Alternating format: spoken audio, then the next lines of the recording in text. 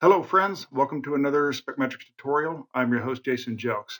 In this tutorial we will demonstrate how to accurately adjust your SpecMetrix recipe for Gravimetric Weight-Strip-Weigh method.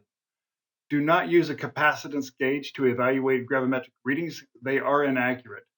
Instead, make sure you're using a proper weight-strip-weigh. First you want to log in, and then after you've logged in as an admin, go ahead and make sure you're choosing the correct side of the recipe. So if you took your readings on the left, you're choosing the left probe.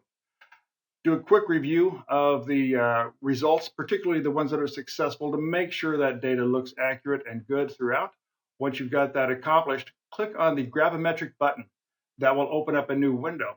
You will see that the original weight inside the gravimetric side matches the new weight, which are highlighted here. You will want to go ahead and enter what your gravimetric weight-strip-weigh value was.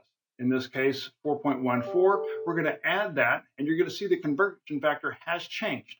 We will click on accept, which will then change all the information in that new column. It'll show you that the average is now 4.14 and what the reflected changes are going to be for those particular readings.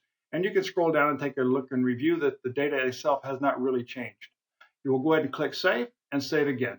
And that will conclude how you need to do a gravimetric weight-strip-weigh.